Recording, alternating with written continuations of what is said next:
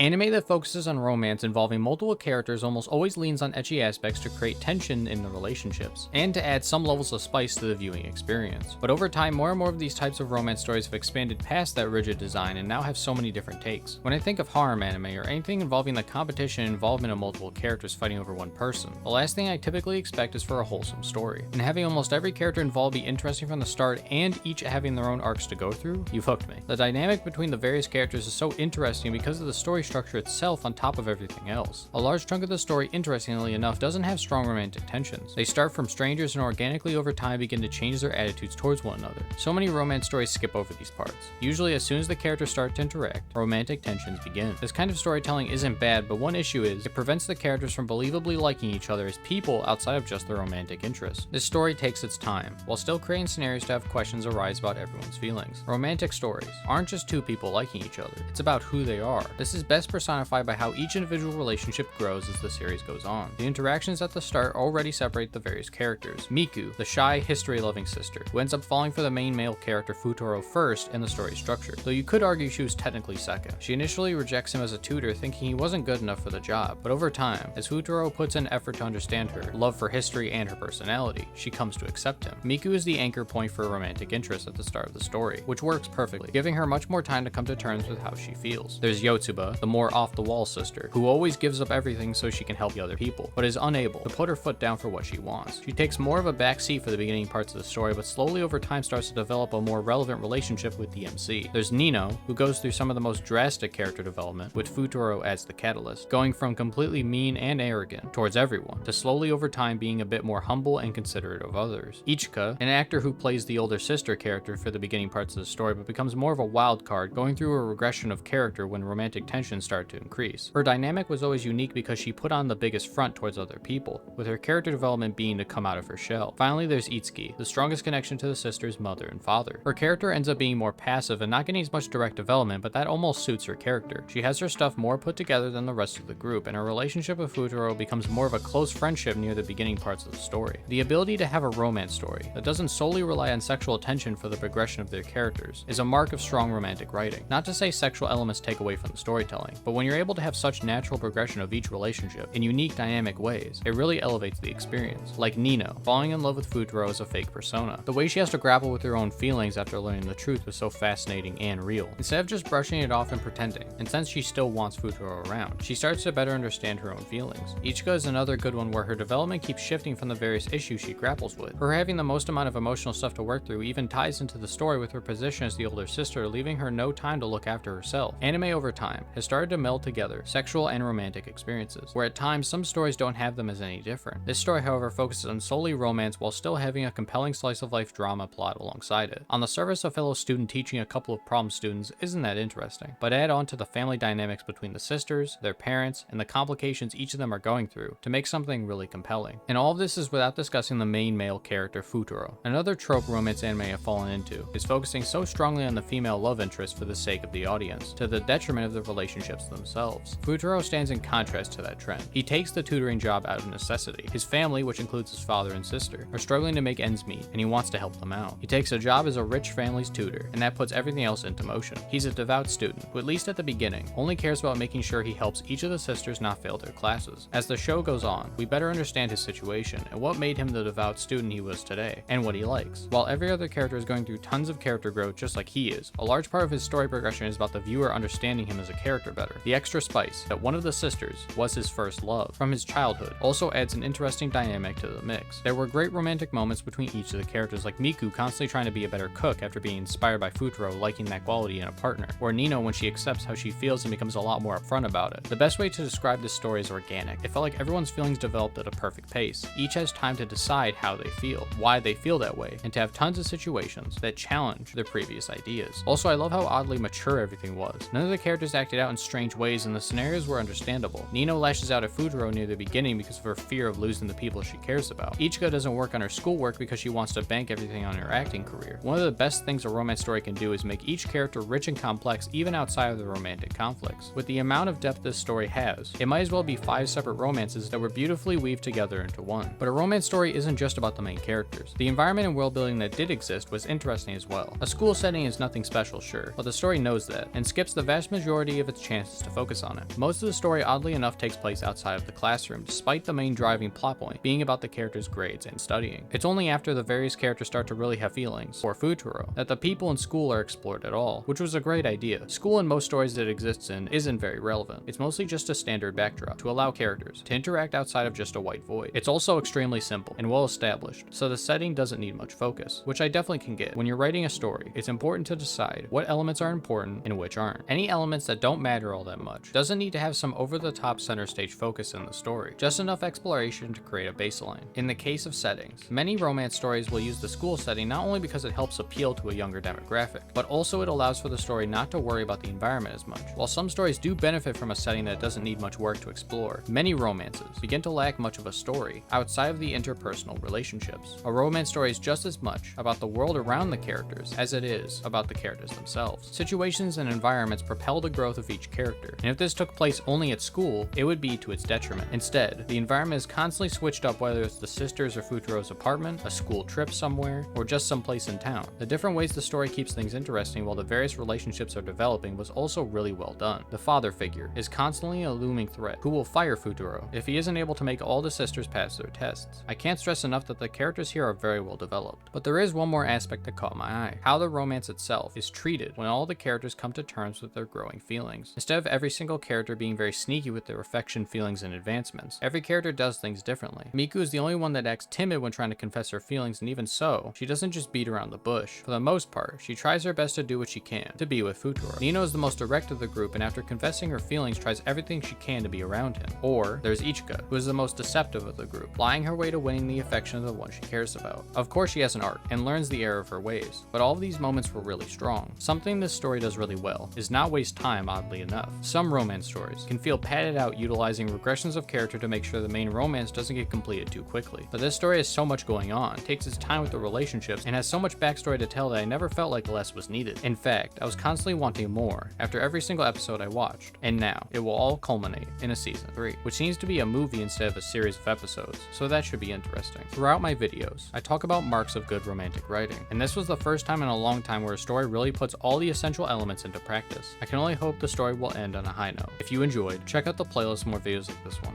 I hope to see you next time.